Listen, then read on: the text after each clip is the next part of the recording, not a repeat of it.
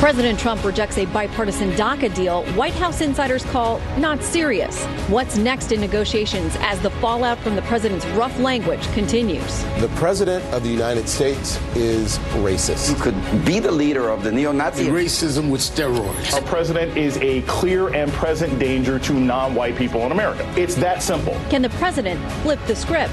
We are all created equal by God. Restart immigration talks and avoid a showdown over a government shutdown before funding runs out 1 week from tonight. We just have to get it done. And Ed Henry has exclusive new reporting on alleged abuse of government surveillance programs by the FBI and Justice Department. And in night court, a cruise line lands itself in hot water after sailing through the icy waters of the bomb cyclone.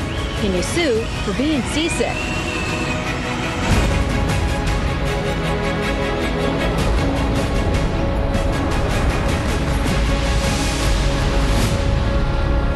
Hello and welcome to Fox News at Night. I'm Shannon Bream in Washington.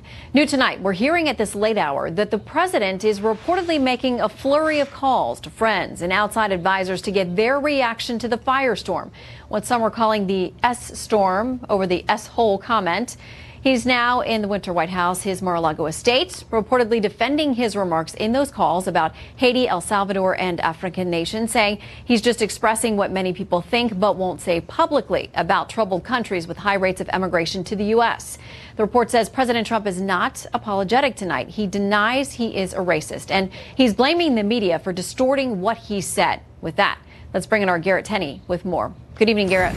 Well, Shannon, President Trump continues to deny that he made disparaging remarks about Haitians and Africans during a meeting in the Oval Office yesterday, but there is no denying that his comments have become a major distraction for this administration, which is in the midst of delicate negotiations on immigration and trying to find a way to avoid a government shutdown.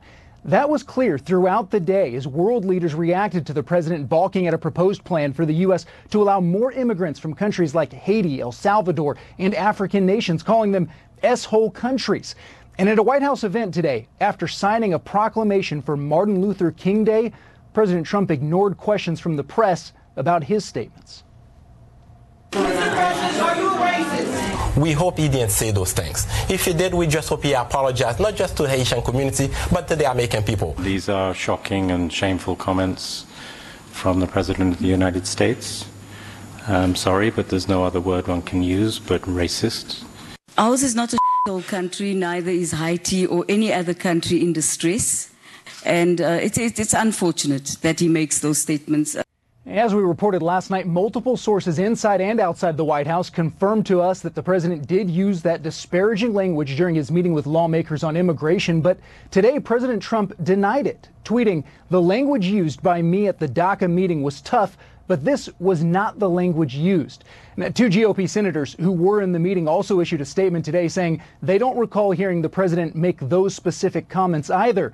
But bigger than the he said, she said, the White House is in the midst of its efforts to broker a deal between Democrats and Republicans on DACA, and leaders in both parties today acknowledged the fallout from the president's remarks isn't making those negotiations any easier. Yeah, I read those comments later last night. So first thing that came to my mind was very unfortunate, unhelpful. You've seen the comments in the press. I have not read one of them that's inaccurate. And congressional leaders are still optimistic they will be able to reach a deal that addresses both DACA and border security. There is a new bipartisan group of 4 top lawmakers from the House and the Senate that's working to sort through all the ideas that are out there to see if they can come up with a deal that will pass muster with Congress as well as the White House. Shannon? It's going to be a tough climb. All right, Garrett Tenney, thank you very much. New tonight, House Democrats want to censure the president over this whole discussion. Democratic Congressman Cedric Richmond and Jerry Nadler saying these remarks have compelled us to prepare a resolution of censure with our colleagues next week to condemn President Trump for his racist statements. Republican Senator Johnny Isakson from Georgia was not in the meeting, but says this, quote, "That's not the kind of statement the leader of the free world should make, and he ought to be ashamed of himself. He owes the people of Haiti and all of mankind an apology." Joining us now, Republican Congressman from Arizona, Andy Biggs. Great to have you with us tonight, Congressman. Good to be with you, Shannon. Do you want to weigh in on where we are in this conversation? Well, I think it's very interesting that we're getting some mixed messages of what took place in that meeting. I think that's very interesting, for one thing. And then the second thing, that the Democrats are already preparing a resolution of censure to go with the resolution of impeachment that they already had, to go with the Russian investigation that they wanted, and now it's kind of gone against them. All the way back to the day he was elected, they've been wanting to delegitimize this president, and I don't think that this really helps the president or the Democrats. The only people who believe them anymore are their own base, I think. Well, and Representative Al Green, the one who's brought the impeachment articles before, says this: congressional condemnation of racist bigotry is not enough. In Congress, talk is cheap. It's how we vote that counts. Next week, I will again bring a resolution to impeach real Donald Trump. I will put my vote where my mouth is. Hashtag repeal and replace Trump. They've done this before. I believe it was about 58 Democrats who voted to move forward. Many others, though, in the party are saying this is not a good look for us. They don't want to be running on this idea of impeachment. Do you think he's just going to continue to bring this up for a vote, and we're going to keep watching it not proceed, but get enough votes to get some attention? Yeah, I think so. I think this is what they're trying to do, and I think it's going to backfire on them, because what we're seeing is where the Republicans deliver with President Trump and the economy and things that are going that way.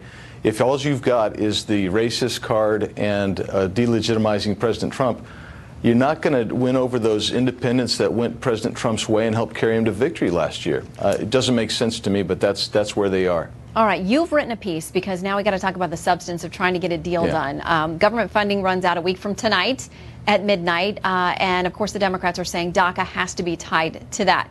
You have written a piece and said basically until the wall is funded, started, and finished, we should not be talking about any kind of legal status for anybody who's here illegally. Are you going to be able to hold that line? Because it sounds like the president is pushing forward and something's going to have to get done in one form or fashion.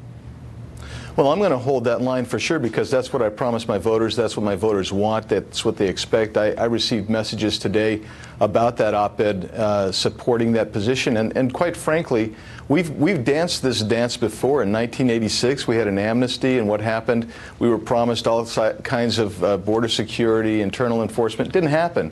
Happened again when we were going to build a wall. We built the wall, provided funding, and then the funding dried up. So these are some real problems that we've seen before.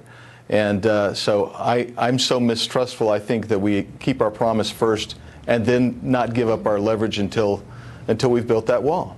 Okay, here's what the president says about the deal he was presented with. He says the so-called bipartisan DACA deal presented yesterday to myself and a group of Republican senators and congressmen was a big step backwards.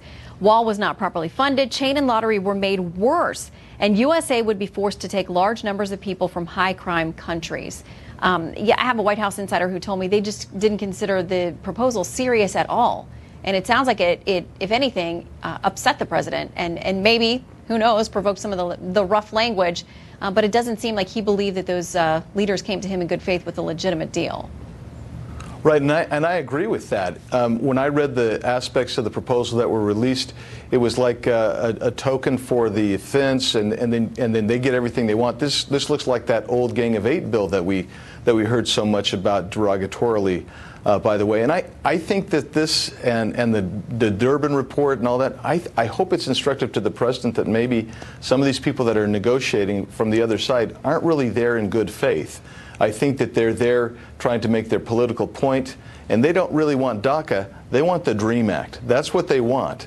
They're calling it DACA, but they want a path to citizenship, a path to amnesty, and that's part of the problem. Let me ask you about the more immediate concern, which is government funding, which runs out next Friday night, not too long from when the show goes off the air.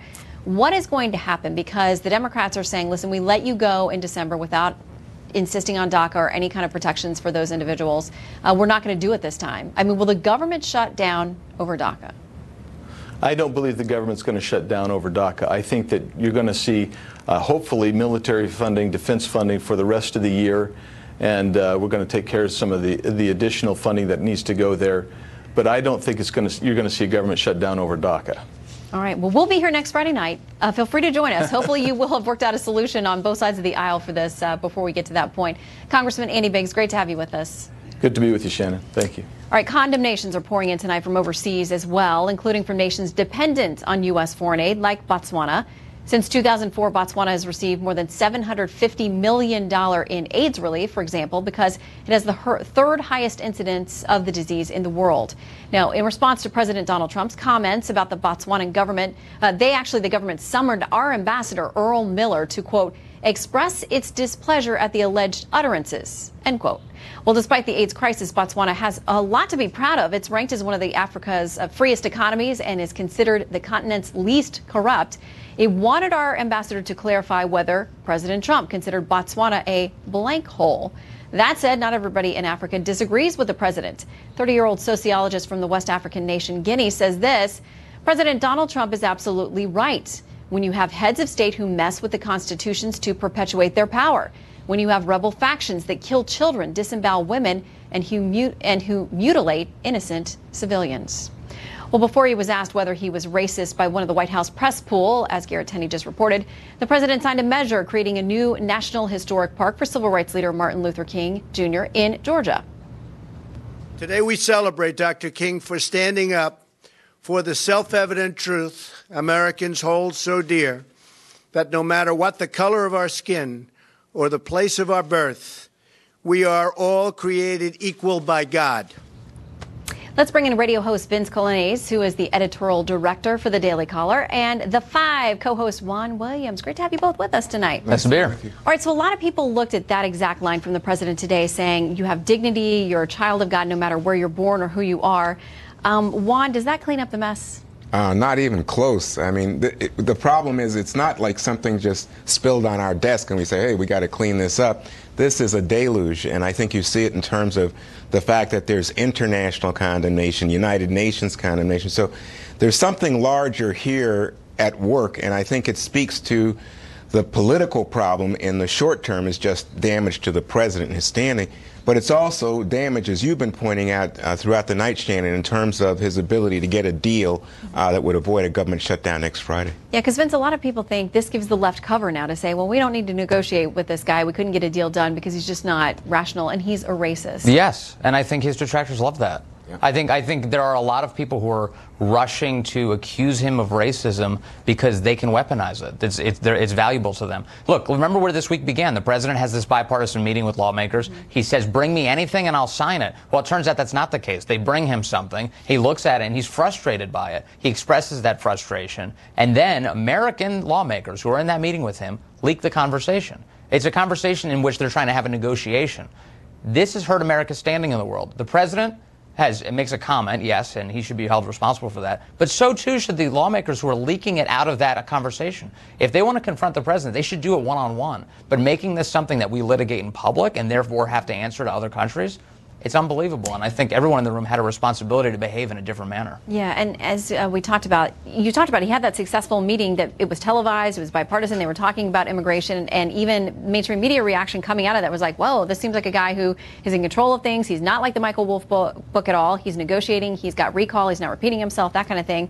And he had some other good events. He had this dedication, as we said, of the special park marking the birthplace of Martin Luther King Jr. And today also commemorating the holiday that we celebrate and remark. Now, we've heard from 2 members of King's family, and I think this is interesting. We have from Dr. Alveda King, who our viewers will know very well, his niece, saying, now this is before the blank hole comment. She said, I believe that President John Trump is working very hard to make America great again, and he continues to demonstrate that he wants to do that for all Americans, so the question of racism just doesn't fit that profile to me. Now, today we hear from Martin Luther King III. This is after the comments, saying in the New York Daily News, when you make a statement like you made yesterday, the question is, do you even understand why we have a Martin Luther King holiday? Juan? Well, it's hard to take the sting out of it, but you just try to, when I heard Vince say, play the race card and that his opponents delight in this, I do think that the president brought a lot of this on himself with the comment. So that when you make comments in the Oval Office, guess what? It's going to leak. And the idea is that when the White House was presented with the opportunity to say the president didn't say this yesterday, they didn't say that. In fact, it looked like he was saying, listen, this is the way people talk, and he thought that it would play well with his base. so far, I don't know how it's playing with the base. I don't think so. I don't know if he thought that particular comment, which he denies saying that exact word. He admits there was some rough, coarse language in there. Right, and again, I mean, there's people are also making the delineation, I think, to include the White House, that he's talking about the countries from which these people come from, and the idea that we're going to keep people in the United States that have temporary protective status, or had it until recently, that come from countries who have such miserable conditions, and that's an inelegant way of referencing that. Well, you see, the problem I had was, as I understand it, he was talking about the lottery. And he really is an opponent of the lottery. I think he'd like to do away with it. Yes. He's made that clear. Right. Yeah. And in the discussion about the lottery, you had the Democrats coming in and say, well, let's cut the lottery in half, but let's have special protections from people from especially or particularly distressed countries, such as these. And then his response was, why do we need people coming from these SO countries? But it's the people part of it that's so offensive. But those people specifically are the people who already had temporary protected status in the United States. They were looking to extend the slots from those diversity visa lotteries to people already residing in the United States. So these wouldn't be people who are immigrating to the United States from these countries. They're already here, and he doesn't want to see those slots go to those people. All right, we got to leave it there. We could continue this conversation for a while. Juan, Yeah, Vince, great to see both of you on this Friday night. Happy Friday, Shannon. Yeah, Take care. Too. All right, just last week, the Justice Department and the FBI barely beat a deadline set by the House Intelligence Committee to hand over documents and witness lists related to the Russia investigation and that so-called dirty dossier. Well, tonight we've got some breaking news concerning the contents of those documents, courtesy of our own Ed Henry, who's been doing some deep digging for us on this story. Good evening, Ed. Shannon, good to see you. Fox has learned that in 2 closed-door meetings this week, House Intel Chairman Devin Nunes told Republican colleagues there is evidence that shows clear abuse, that's the word he used, abuse of government surveillance programs by FBI and Justice Department officials. That's according to 3 sources familiar with those conversations. This is raising more questions about whether that anti-Trump dossier was used by the Obama administration to authorize surveillance of advisors to President Trump. Nunes, the California Republican, made these comments as he tried to round up votes in favor of renewing a key section of the Foreign Intelligence Surveillance Act, known as Section 702, that eventually passed in the House on Thursday. That part of the law gives the government power to get access to emails, calls of foreigners outside the U.S. who may be plotting terror. And Nunes says there has not been abuse of that section of the law. But he said other sections of the law have been misused by government officials to conduct surveillance of Americans. A clear reference to allegations that at the end of President Obama's administration, top officials at the James Comey-led FBI and Loretta Lynch-led Justice Department authorized surveillance of Trump officials. Nunes' comments came after he and other leaders in Congress were given access last week to sensitive documents in a secure room at the Justice Department, raising questions about whether those documents show that the dossier, paid in part, of course, by the DNC and the Clinton camp, was used to grant permission to surveil Trump officials.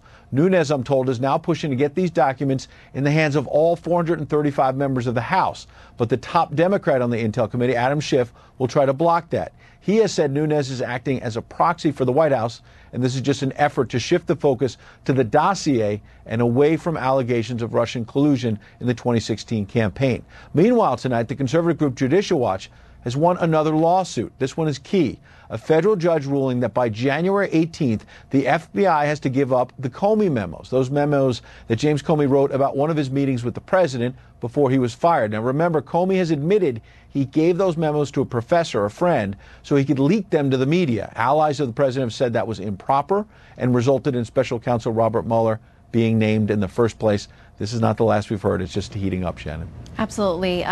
Great, interesting new insights there. Ed, thank you very much. Good to see you. All right, despite the tough week politically for the president, the economy is showing more increased strength. The Dow Jones Industrial Average is nearing 26,000. Strategists say there are numerous reasons for the optimism in the market, one of which is strong consumer spending, which makes up for about 2/3 of the U.S. economic power. This past December was the strongest holiday season in 7 years. Retailers said they had high hopes, but the results were even better than their wildest expectations. Now consider that in light of this. The IRS and the Treasury Department just releasing their new withholding tables for the new tax law. And they estimate that 90% of workers are likely to see more take-home pay as soon as next month. Well, Russian President Vladimir Putin praising North Korean leader Kim Jong-un. We're going to tell you what he said about the rogue leader. Plus, the president is talking tough with Iran. Would he really walk away from the Obama-era nuclear deal? General Jack Keane joins us on that one after the break. And soon we could see more of those texts from an FBI agent kicked off the Russia investigation. We're going to dig deeper into what that could mean for the Mueller investigation.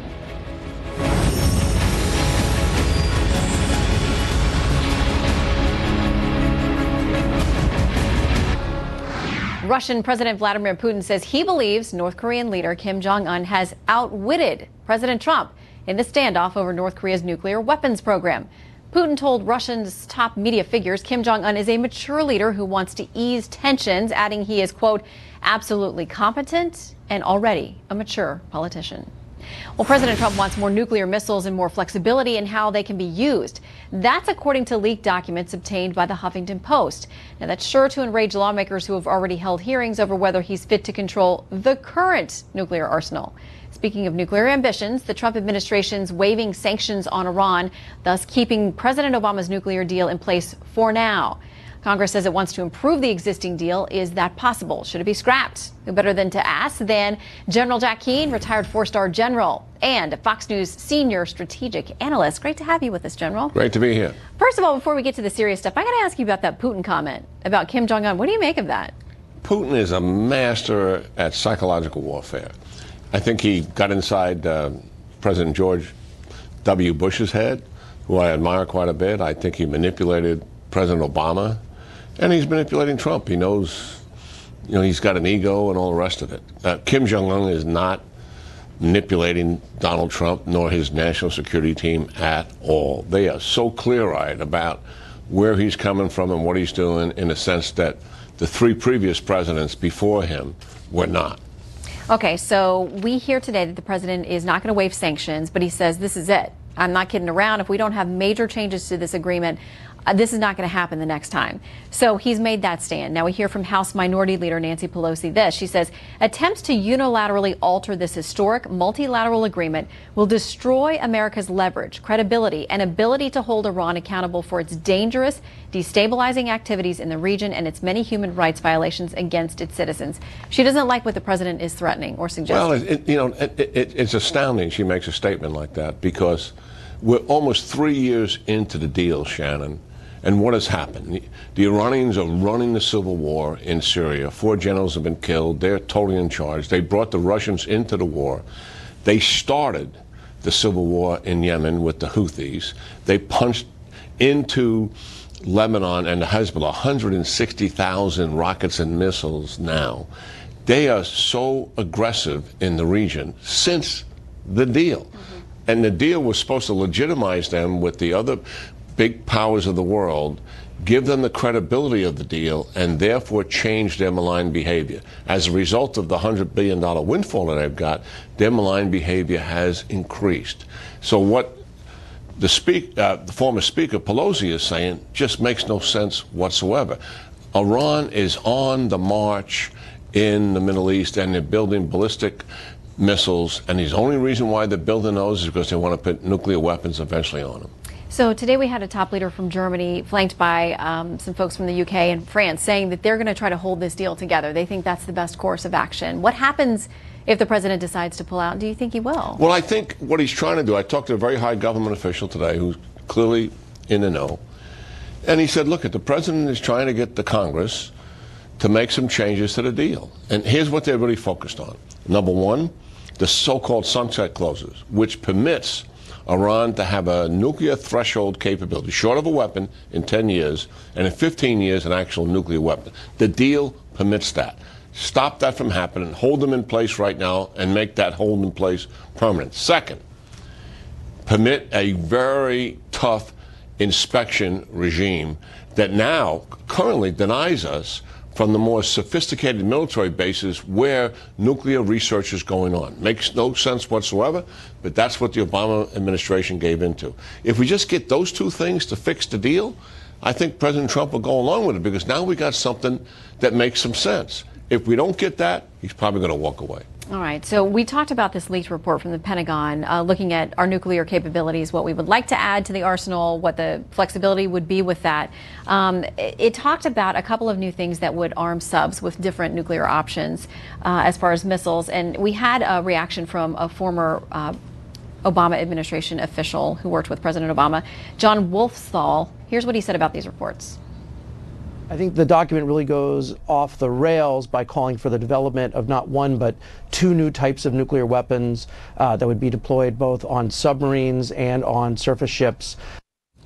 Quick reaction from you on that? Well, first of all, we have permitted our strategic nuclear weapons to atrophy except for what we have on the submarines. And this is bombers, and this is particularly intercontinental ballistic missiles. The Chinese and the Russians have been upgrading theirs for years. We have been unwilling to put the money on that, as we've been unwilling to put the money on a lot of other things in the Department of Defense. Our adversaries is what is prompting this. Actually, the Russians are nuclear tipping cruise missiles. And they're squeezing through an INF treaty to be able to do something like that. So we have no choice but also to lower the technology in terms of the kind of carriers for nuclear missiles and do the same as to hold them in check. And it's a dangerous situation because the more nuclear weapons you have at the lowest tactical level as opposed to the strategic level and they're dealing with cities, the more likelihood they could be used. So it is a dangerous situation, but I think the United States doesn't have much choice in the direction it's moving in. But to keep up with the others out there. Yeah. All right, General, great to see you. Hope you have a great weekend. Oh, happy Friday, Shannon. Yeah, you too. All right, you may not think that heading up a federal agency is incredibly dangerous. Sounds kind of boring to most folks, but there is a growing list of Trump administration officials now under heavy security protection after growing threats. Who's behind them? And what do you get when you cross a bomb cyclone with a Norwegian cruise liner? Night courts, of course. Keep it here for the debate.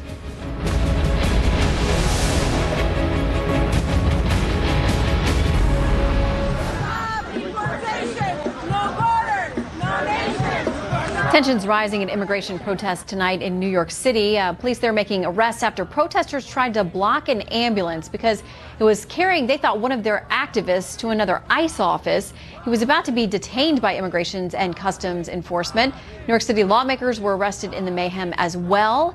The councilmen and about 300 protesters were trying to protect activist Ravi Ragbar.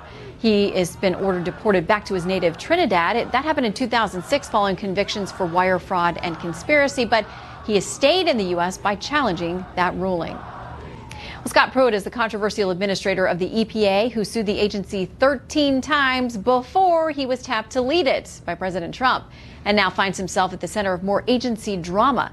Trace Gallagher has that story. Trace. Shannon, as the current head of the Environmental Protection Agency and former Oklahoma Attorney General, Scott Pruitt has built his career by challenging what he calls the EPA's activist agenda. He's made no bones about wanting to cut regulations, but he apparently has made some enemies. And his critics now say that Pruitt's level of personal security is unprecedented.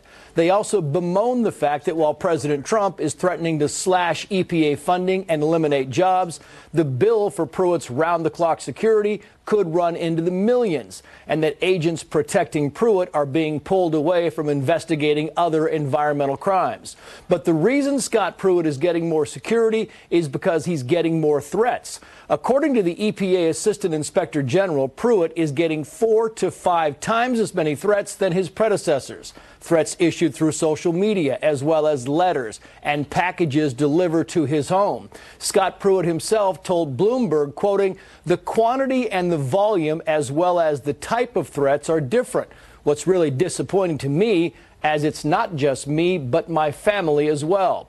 And the Free Beacon is now reporting that one of these death threats came from a man who was drinking and got riled up watching the Rachel Maddow show on MSNBC. The unidentified individual reportedly admitted sending threatening tweets to both Scott Pruitt and Senate Majority Leader Mitch McConnell. The threats were apparently serious enough to get the Tulsa Police Department, FBI, and the Joint Terrorism Task Force involved. Their findings were presented to the U.S. Attorney's Office in Arkansas, which declined to prosecute.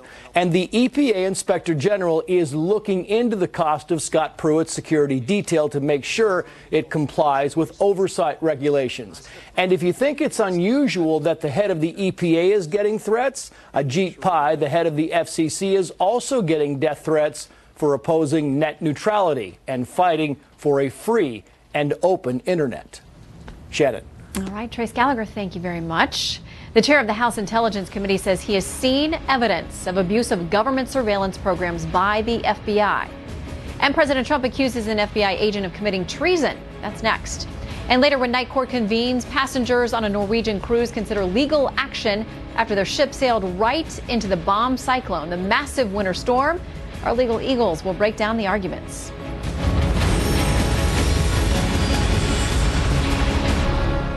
You heard it here first a short while ago. Fox News chief national correspondent Ed Henry reporting tonight that House Intelligence Chairman Devin Nunes told colleagues he has seen evidence of abuse by the FBI regarding government surveillance programs. Was that a reference to the so-called dirty dossier? And was that used by the Obama administration to authorize surveillance of the president's advisors during the 2016 election? Let's try to unpack it with Sidney Powell, the author of License to Lie and a senior policy advisor to America First Policies, and Sarah Westwood, the White House correspondent at the Washington Examiner. Great to have you both with us tonight. Thank you, Shannon. All right, I want to put a couple of things out there for folks to consider. In Ed's article that he wrote tonight, he says House Intelligence Chairman Devin Nunes told Republican colleagues in 2 closed-door meetings this week he has seen evidence that shows clear abuse of government surveillance programs by FBI and Justice Department officials. So now folks are asking whether that's maybe connected to this. Byron York's article in the Washington Examiner saying sources on both Capitol Hill and in the executive branch have confirmed that representatives of 4 committees, the House Intelligence Committee, Senate Intel, House Judiciary, and Senate Judiciary, have had the opportunity to examine FISA documents in a secure room at the Justice Department. Thus, they know the answer to the was the dossier used for spying question. Sarah, we have no way to know if they're linked, but what do you think? Well, exactly. We have no way to know whether the dossier was used to obtain these FISA warrants because there hasn't been a lot said publicly about how those warrants were obtained. And there was the release this week by a Democrat on the Senate Judiciary Committee of a transcript from the owner of the firm that ultimately compiled this dossier. And it became a Rorschach test of sorts, right? There were Republicans who looked at this and said the timeline fits with this dossier having been used to jumpstart the Russia investigation at the FBI. And there were liberals who looked at this and said, look how credible the FBI found the allegations in the dossier. There's a good reason why this was used. It was corroborated by George Papadopoulos at the time, and it was clearly evidence of potentially something going on with Russia. So we still don't know how large the dossier factored into the FBI's decision making, but it's certainly a good question because remember that this dossier was, at the end of the day, funded by Democrats and the Hillary Clinton campaign. And Sidney, as the entire investigation continues, whether it's on Capitol Hill or Robert Mueller, there's somebody that folks should know about. His name is Michael Horowitz. Who is he?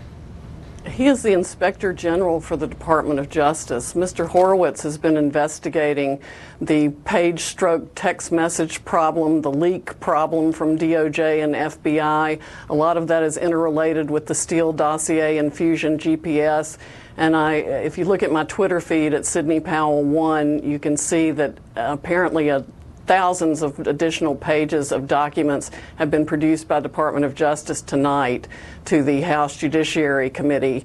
So the House members are going to have a lot more to look at, and we should be getting a lot more information in the future. But there is a substantial correlation, I have no doubt, between the Steele dossier and the FISA applications. And the FISA court itself has issued an opinion that everyone should read, thanks to Judicial Watch finding it, that they have recognized abuses in the procedure. I think Admiral Rogers even reported it, self-reported, when he discovered it.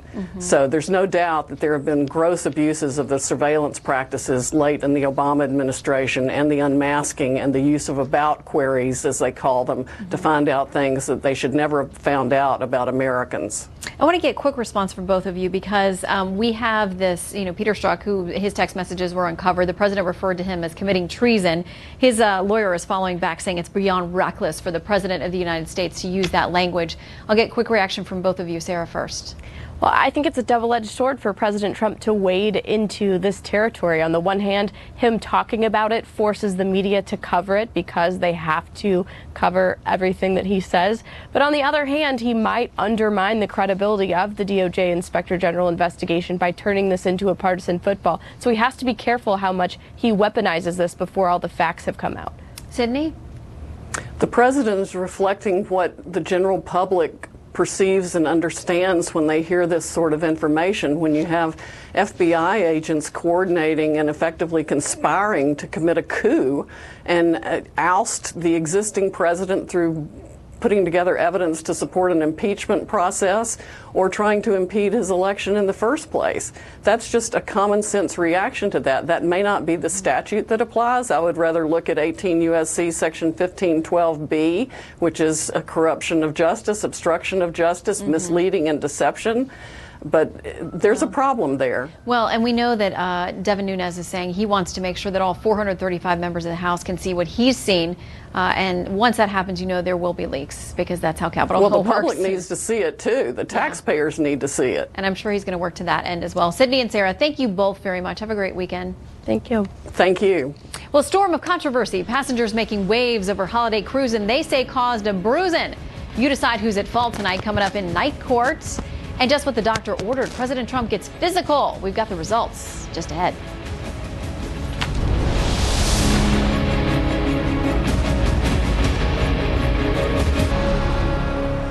Time for Night Court. We pass no judgment on these stories, but present them to you, the jury, for your consideration. On the docket, bombogenesis and a boat called the Breakaway. The Norwegian cruise line ship is safe tonight, but not after what some passengers are calling a trip to hell. It began last week when the crew made the decision to return to New York from the Bahamas, right through the path of that massive winter storm that barreled up the East Coast.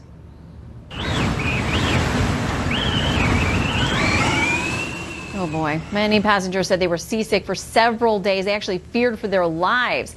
The cruise line issued a statement that reads in part, quote, "We sincerely apologize to our guests for the stronger than expected weather conditions and any resulting discomfort or inconvenience they may have experienced." But the National Weather Service began issuing advisories on hurricane force winds associated with the storm 3 days before. Some passengers are now threatening a lawsuit. So did the Breakaway break any laws? Joining us now, Will Bruzzo, a former JAG lawyer who is now a criminal defense attorney, and Lisa Garber, an attorney who specializes in privacy issues. Welcome to you both. Good evening, Shannon. Okay, so we're hearing from one of these passengers, Christina Mendez, who says that it really was a total nightmare. She had kids with her. Nobody would tell them what was going on. She says this: "They did not care for our safety, for the disabled, for the elderly, for the kids on that boat. I want them to apologize, and I want them to think about how they're going to do better next time." Will, they've gotten an apology letter and a $500 voucher for their next cruise. So does that take care of it? You know, I don't think so. Here's the problem. This wasn't just like bad weather. This was something they call bombogenesis, where basically you have a 24 millibar drop in atmospheric pressure over a 24-hour period. It's a very extreme storm condition, and they knew about it several days before the boat left. So this is something they knew. They were going to have extreme weather, rolling huge waves, and that people were going to get sick. When you take a cruise, it's just not going from point A to point B. It's also the journey. So they reasonably should have known that it was going to be a very, very rough trip, and people were not only not going to enjoy it, but it was going to be very difficult to get through, and in fact it was. Okay, so this is a little bit of what we heard from weather.com. A meteorologist there said forecast guidance depicted that a powerful and large low-pressure system would develop over the western Atlantic Ocean many days in advance of January 3rd to 4th. Given the forecast intensity of that low, powerful winds and high surf were given in the offshore waters of the U.S. East Coast. So, Lisa, what kind of obligation did the cruise company have? Well, obviously, this is an unfortunate situation, but also obviously when you're traveling by ship on the ocean, you may encounter bad weather. And part of the guest ticket contract, which is the contract that binds the passengers on Norwegian cruises, states you acknowledge that there may be conditions that are outside of the captain's control, outside of the ship's management's control. For any cruise line, there is continuous legal precedent that states there is no implied warranty of safe passage, meaning they are not guaranteeing safe passage. Wow. Okay, well, I don't think a lot of people can realize that when they get on a cruise ship. Well, but here's the thing. But that's not the case in the event that they know that there's going to be extreme weather. If they know there's going to be extreme and very unusually extreme weather, which is the case here, and it could possibly endanger the passengers, if not at least make the voyage miserable, I think they have obligation to do the right thing, which is either delay the cruise or tell people about the extreme weather. So this wasn't something that wasn't under their control. They knew it was coming, and that's the difference. If they had no idea, then I would agree with her. But they knew it was coming, and they went ahead and did the cruise anyway. We learned later that the reason they did this is because they had to make it back for another 14-day cruise, on the return trip. All right, final word to you, Lisa. Well, we don't know that for sure. And of course, the captain, Norwegian Cruises are not going to want to put passengers in danger. There is no positive side, no positive way to spin that. But there were conflicting weather reports. The weather changes. That's just a fact of life. This is something we've known for a very long time.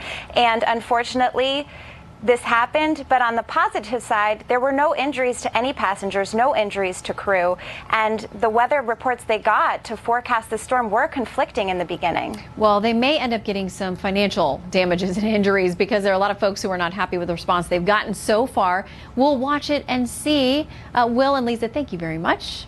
Thank you, Shannon. And tweet us at Shannon Bream or at Fox News Night to let us know who you think should win that case. In the meantime, the Commander-in-Chief gets his first checkup as president. We'll tell you what his doctor had to say next.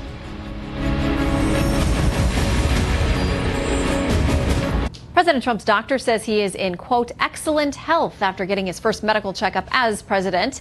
The exam lasted several hours, tested his blood pressure, cholesterol, and weight. Dr. Ronnie Jackson, Trump's physician at Walter Reed Medical Center, will be giving a full briefing on the president's health on Tuesday. So stick around for that. By the way, most watched, most trusted, and most grateful that you spent the evening with us. Have a great weekend. Good night from Washington. I'm Shannon Bream.